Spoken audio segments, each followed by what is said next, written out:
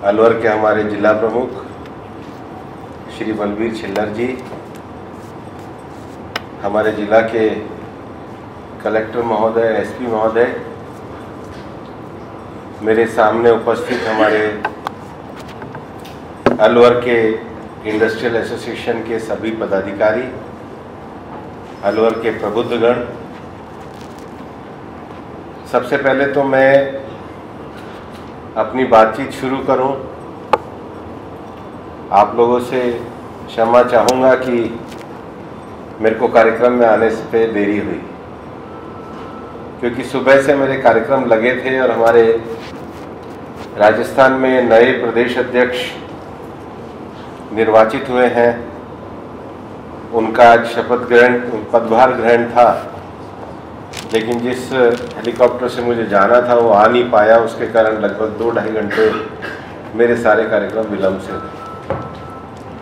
लेकिन दूसरा, मैं आपको हृदय से धन्यवाद देने भी आया हूँ कि मैंने जब लोकसभा का चुनाव लड़ा था तो अलवर की सभी इंडस्ट्रियल एसोसिएशन ने, उनको कुछ हिचक थी, कुछ संकोच था, पर फिर भी आप सब लोगों ने जो तहे दिल से मुझे अपना समर्थन दिया, उसके लिए मैं हृदय से आज आपको धन्यवाद देता हूं। मेरा 12 साल का राज्यसभा के सदस्य के रूप में कार्यकाल रहा और 12 साल के कार्यकाल में विभिन्न संसदीय समितियों में कार्य करने का मेरे को अवसर प्राप्त हुआ। मेरा ये स्पष्ट मानना है कि भारत के ग्रोथ में मैन्युफैक्चरिंग इंडस्ट्री की बहुत बड़ी भूमिका है। मैन्युफैक्चरिंग इंडस्ट्री, और उसमें भी विशेष रूप से एमएसएमई को बढ़ा करके ही हम भारत को दुनिया का विकसित देश बना सकते हैं। इसमें कोई कंफ्यूजन नहीं है, ये मेरा पूरी तरफ से दृढ़ मत है। और इसलिए मेरे 3 जगह इंडस्ट्रीज, अलवर की इंडस्ट्रीज के साथ बातचीत के कार्यक्रम हैं।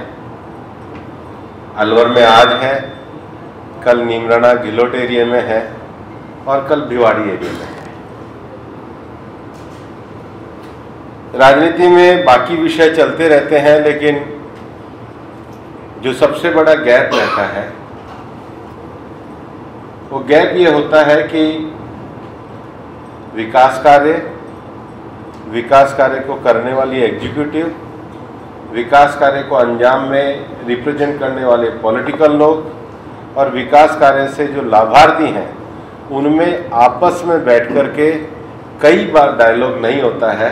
इसलिए अगर विकास कार्य बजट में होता है तो भी वो लागू नहीं हो पाता है, कहीं ना कहीं कम्युनिकेशन गैप रहता है। और इसलिए मेरा ये मानना था कि हर बजट के बाद ये डायलॉग होना चाहिए और हमको भी समझना चाहिए कि प्रधानमंत्री नरेंद्र मोदी जी के नेतृत्व में भारत ने पिछले 10 सालों में जो यात्रा करी है, वो यात्रा किस प्रकार से एक नया भारत का आकार ले रही है। 2014 में जब प्रधानमंत्री नरेंद्र मोदी जी ने देश की सत्ता को संभाला था, तो हिंदुस्तान दुनिया की 5 डगमगाती हुई अर्थव्यवस्था है, जिसको फ्रेजाइल इकोनॉमी कहते हैं, उसमें आती थी। देश के बैंक बहुत बड़े संकट में थे। देश में जो इंडस्ट्रीज लगी हुई थी उनको ईज आउट होने का मौका नहीं था। हमारे यहाँ प्रोसीजर इतने लंबे थे कि उन प्रोसीजर से निकलने का रास्ता नहीं था। और पिछले 10 सालों में जो भी रिफॉर्म हुए, लेजिस्लेटिव रिफॉर्म में जिस प्रकार से हम इंसॉल्वेंसी और बैंकरप्सी लॉ लेकर के आए, जिस प्रकार से हम लोगों ने आईबीसी को लाने के बाद डीआरटी और सरफेसी लॉ में सुधार किया, एनसीएलटी और एनसीएलटी का एक नया इंफ्रास्ट्रक्चर को खड़ा किया, बैंकों को हमने मजबूत करने का काम किया, और प्रोसीजर सेक्टर में हम लोगों ने जो रिफॉर्म किया उसका परिणाम है कि 2014 में जो भारत दुनिया की 5 डगमगाती हुई अर्थव्यवस्थाओं में था, वो 2019 में दुनिया की 5वीं बड़ी अर्थव्यवस्था है और हम दुनिया की 3री लार्जेस्ट इकोनॉमी बनने जा रहे हैं। ये मोदी जी के नेतृत्व में है। और इसलिए इस बजट में सरकार ने जो सबसे पहला काम किया है वो एग्रीकल्चर सेक्टर में प्रोडक्शन कैसे बढ़े, दूसरा मैन्युफैक्चरिंग सेक्टर और देश में रोजगार बढ़ाने के लिए सरकार ने स्किल को बढ़ाने के लिए और रोजगार को बढ़ाने के लिए नए विषयों पे ध्यान दिया है। लेकिन इसके साथ ही हमारे यहाँ अमीरी और गरीबी का फासला न बढ़े, इसलिए सरकार ने सोशल जस्टिस और इंक्लूसिव ग्रोथ पर बजट में ध्यान दिया है। देश में जो एक बड़ा विकास का मार्ग है वो सर्विस इंडस्ट्री है। अलवर में भी होटल इंडस्ट्री, टूरिज्म इंडस्ट्री की जब हम बात करते हैं तो वो सर्विस इंडस्ट्री की बात है। और इस सारी ग्रोथ को करते हुए दुनिया में जो पर्यावरण संकट है, कल को एक बड़ा विषय आएगा ग्रीन ग्रोथ का, और इसलिए हम रिन्यूएबल पे किस प्रकार से आगे जाएं, हमारे इंफ्रास्ट्रक्चर कैसे हों, हम नए रिसर्च कैसे करें और न्यू जनरेशन के हिसाब से रिफॉर्म्स कैसे करें, उसको लेकर के बजट बनाया गया है। और इसलिए मैं कुछ विषय आपके सामने आज रखना चाहता हूं और मैं ये चाहता हूं कि अलवर के हमारे इंडस्ट्री के लोग कम से कम इस विषय पे चर्चा करके, मैं एडमिनिस्ट्रेशन के भी लोग बैठे हैं, उनमें से कौन सी योजनाएं हम ला सकते हैं जो देश के साथ साथ हमारे क्षेत्र को भी बढ़ा सके। मैंने पहले ही आपको कहा है कि जो बिजनेस की सबसे बड़ी समस्या इस देश में है वो लिक्विडिटी की रहती है।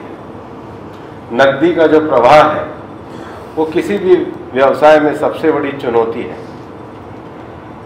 आज ये ठीक है कि दुनिया की 5वीं बड़ी अर्थव्यवस्था बनने के बाद जो दुनिया में ग्लोबल ग्रोथ हो रही है उसमें भारत का शेयर 16% है। और आज जहां दुनिया के बड़े देश डेवलपमेंट की ग्रोथ को बढ़ा नहीं पा रहे, भारत 8.2% की दर से अपनी ग्रोथ रेट को बढ़ाने का काम कर रहा है।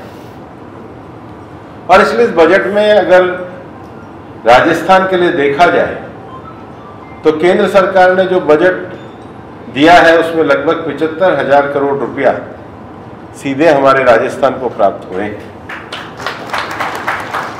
लेकिन हमारे जो एमएसएमई में जो एक बड़ी समस्या है नकदी के प्रवाह की, उसको लेकर के अगर हम एमएसएमई का विकास भी करना चाहते हैं तो 2 चीजें एमएसएमई के लिए बहुत जरूरी है। पहला, उनका ग्लोबल प्रेजेंस, मार्केट अगर ढूंढना है, डिजिटली मार्केट ढूंढना है तो उनका ग्लोबल प्रेजेंस कैसे हो। लेकिन ग्लोबल प्रेजेंस तब बन सकता है जब ग्लोबल कॉम्पिटिटिवनेस होगी। हम कम से कम चाइना के उसके मुकाबले में खड़े कैसे होंगे, तभी तो हम प्रेजेंस को खड़ा कर पाएंगे।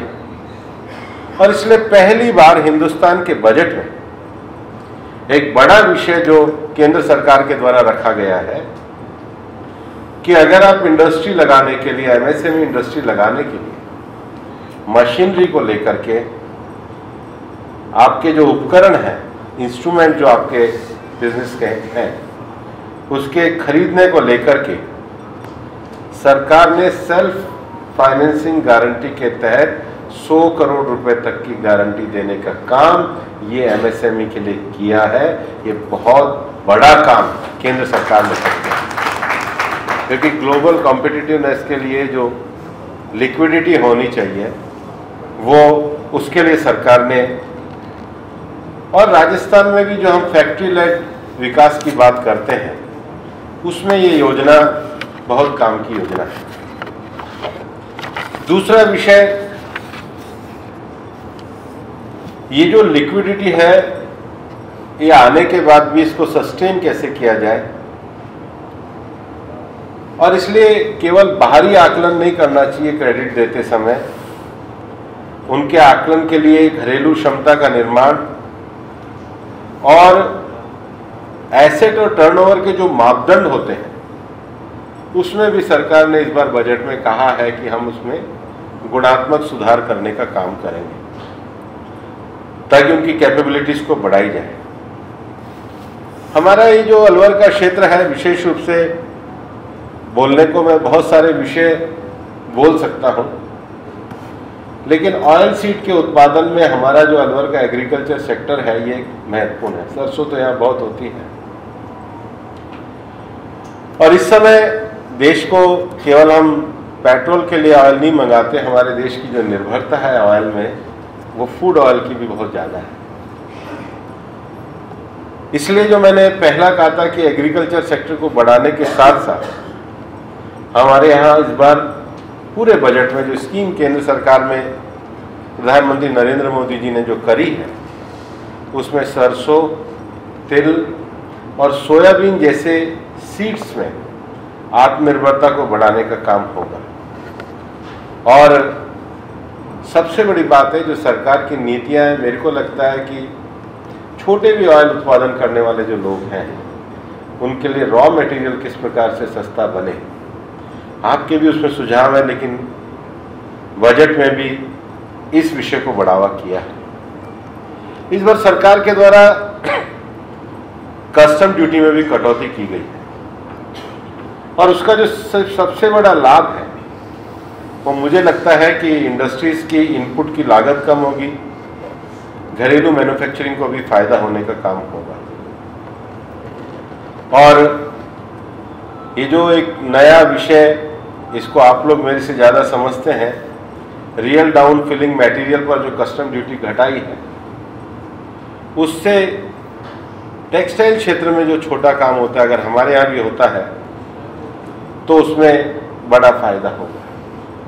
मैं कई बार गिलोट और भिवाड़ी के क्षेत्र में मैन्युफैक्चरिंग इंडस्ट्रीज तो हैं ही, लेकिन बहुत तेज़ी से जो केमिकल इंडस्ट्री है उसका भी स्कोप जो है वो अलवर के क्षेत्र में बढ़ सकता है। और इस बार बजट में सरकार के द्वारा जो 28 जो क्रिटिकल मिनरल्स हैं उन क्रिटिकल मिनरल्स की कस्टम ड्यूटी 0 करी गई है। उसका सबसे बड़ा लाभ जो हमारे नौजवान भी हैं इस इंडस्ट्री में जाना चाहते हैं, जैसे सिलिकॉन क्वार्ट्ज है, सिलिकॉन डाइऑक्साइड है, ऐसे जो मिनरल्स हमारी इंडस्ट्री में एक बड़ी भूमिका निभाते हैं। लाइमस्टोन को बेस करके तो कई इंडस्ट्रियां बनी हुई हैं, तो उसमें कस्टम ड्यूटी कुछ चीज़ों में तो घटा करके 2.5% करी है। और दूसरा जो विषय है, अभी सरकार के द्वारा मोबाइल संबंधित जो एक्साइज है, सर्किट बोर्ड्स पे जो कस्टम ड्यूटी घटाई है,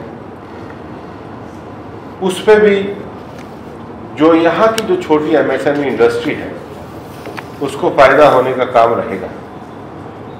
सबसे बड़ी बात है कि सरकार ने trade receivable discounting amount platform पर जो अनिवार्य ऑनबोर्डिंग के लिए टर्नओवर की सीमा 500 करोड़ से घटा करके 250 करोड़ रुपए करने की घोषणा करी। इससे भी जो हमारी छोटी एमएसएमई हमारे क्षेत्र में उनकी लिक्विडिटी को फायदा होगा। इस देश में हमने कोविड जैसी महामारी को देखा था। कोविड जैसी महामारी में जो छोटी इंडस्ट्रीज थी उनको दिक्कत आई थी, बहुत छोटी, और इसलिए इस बार सरकार के द्वारा मुद्रा का जो लोन है वो भी 10 लाख से बढ़ाकर के 20 लाख करने का प्रावधान किया गया है, जिससे बहुत छोटे लोगों को फायदा होने की उम्मीद है। और सच में अगर पिछले 10 सालों में जो सरकार के जो आंकड़े बताते हैं कि मुद्रा योजना को लेकर के लगभग 8 करोड़ लोगों ने पहली बार बिजनेस को प्रारंभ किया है। ये बहुत बड़ी संख्या है।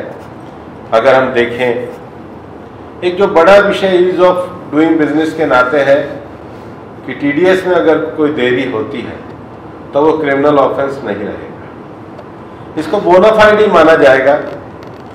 और ये सरकार ने ऐसा करके देश में एक बिजनेस फ्रेंडली माहौल बनाने का विषय किया है, जहाँ बिजनेस बिना डर और दबाव के यात्रा करें। हमारे देश में रोजगार क्षेत्र को आगे बढ़ाने के लिए इस बात की बहुत आवश्यकता है कि नौजवानों की स्किल और जो एम्प्लॉयबिलिटी गैप है उसको दूर किया जाए।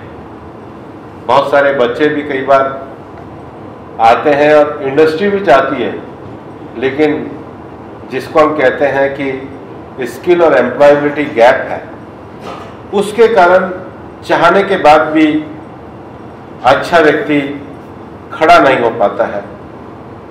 और इसलिए बहुत बड़ी संख्या में ये पहली बार हिंदुस्तान में प्रयोग हुआ है कि हमने स्किल के लिए जो इंटर्नशिप के विषय को शुरू किया है उसको आगे बढ़ाने का काम किया है, कर रहे हैं। रिसाइकिल और सर्कुलर इकोनॉमी ये आने वाले समय की सबसे बड़ी हकीकत है। हमारा आज घर जो है वो लगभग 50% इलेक्ट्रॉनिक आइटम से भर गया है। हमारे हाथ के मोबाइल से लेके किचन के भी जो उपकरण हैं, आज कोई किचन ऐसी नहीं है जिसमें 70 से 80% इलेक्ट्रॉनिक ना हो।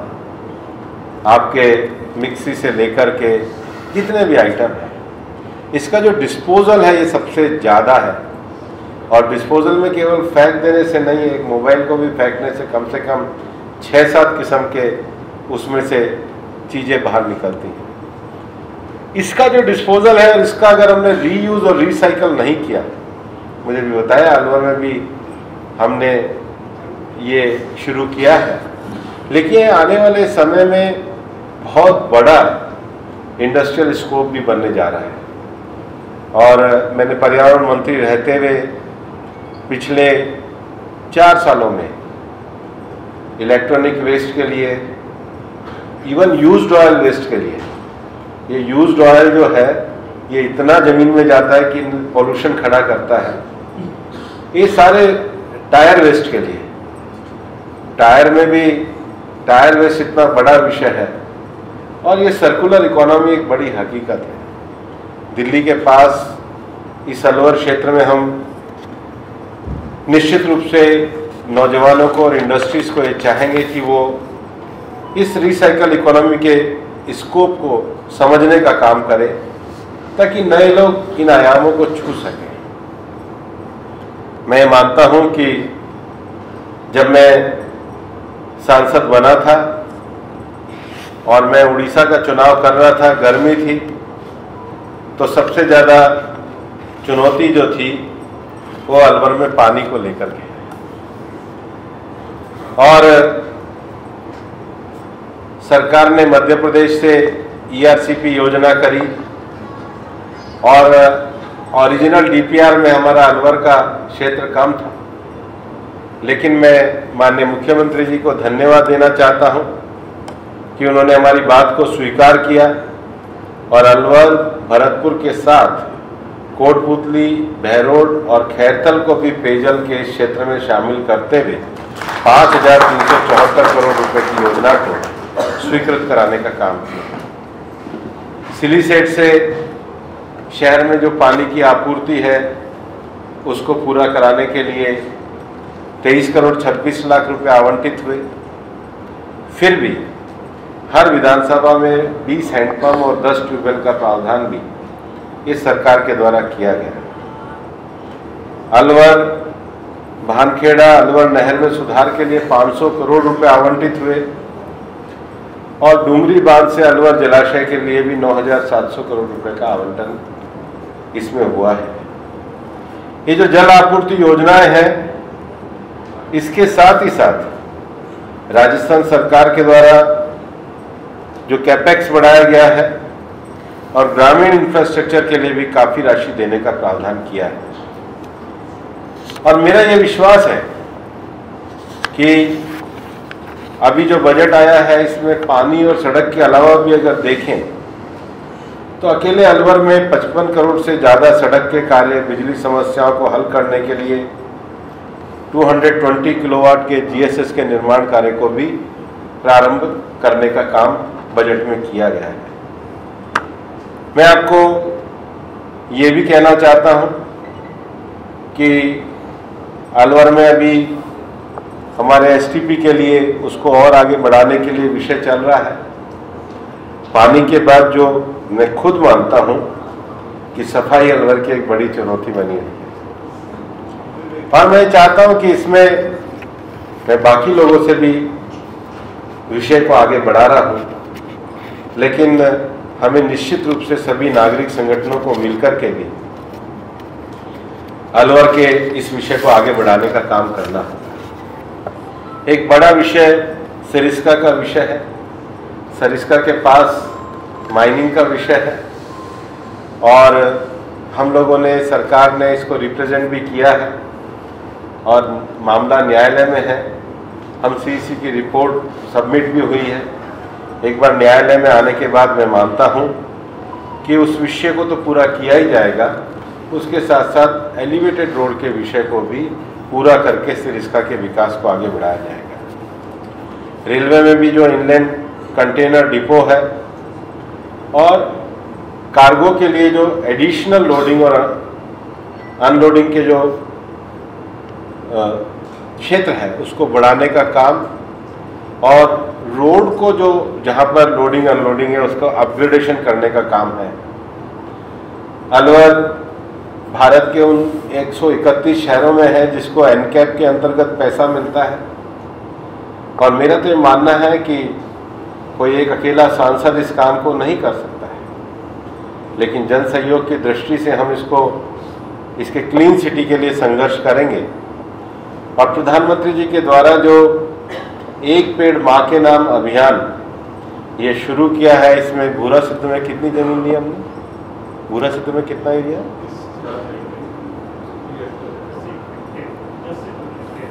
15 हेक्टेयर के करीब जमीन में कल पहली बार हम 8000 से ज़्यादा लोगों को लेकर के ये एक पेड़ माँ के नाम अभियान को शुरू कर रहे हैं।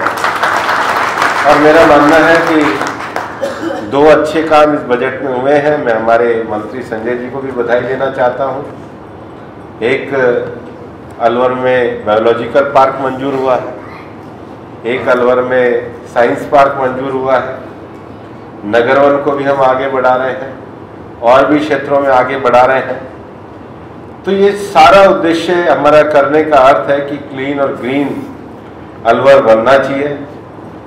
और जो सबसे भविष्य में इंडस्ट्रियल एरिया को बढ़ाने की दृष्टि से बगड़ में, मालाखेड़ा, नौगांव के क्षेत्र को भी बढ़ाने का विषय है।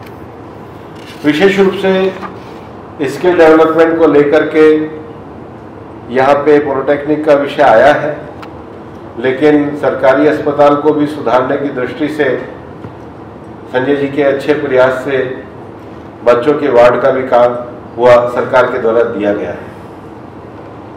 सरकार ने होना चाहिए, सरकार ने विकास के आयाम में उसको शामिल किया है। और भर्तृ जी के साथ जगन्नाथ जी का मंदिर और मूसी महारानी की छतरी भी इस विकास के विषय से जोड़ी गई।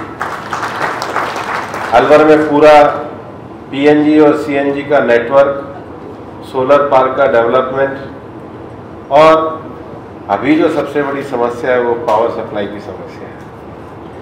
मैं आज विशेष रूप से आप सबको इस बात के लिए धन्यवाद देना चाहता हूं। मैं ये चाहता हूं, केवल इंडस्ट्री को नहीं कहना चाहता हूं, सभी दलों के लोगों को भी कहना चाहता हूं। राजनीति अपनी जगह है, जो जीतेगा जीत जाएगा, जो हारेगा हार जाएगा, मिलकर के लेकिन सबको काम करना होगा। हम एक ऐसे माहौल और एक ऐसे विज़न को क्रिएट करें जिसमें अलवर में हम जागरूकता पैदा करके अलवर के विकास को आगे बढ़ाने का काम करें। मेरा ये मानना है कि पिछले 10 वर्षों में प्रधानमंत्री नरेंद्र मोदी जी के नेतृत्व में एक बहुत बड़ा चमत्कार हुआ है।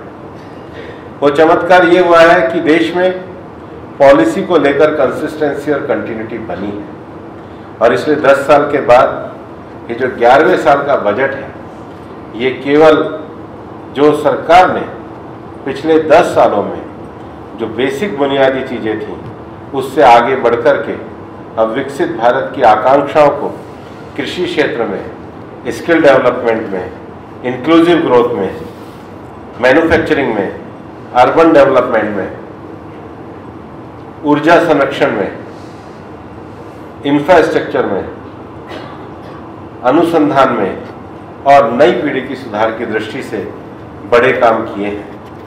और इसलिए इन सब बड़े कामों में हम मिलकर के साथ चलें और अपने अलवर के विकास करने का काम करें। यही मेरी आप लोगों के साथ सहयोग की अपेक्षा है। बहुत बहुत धन्यवाद।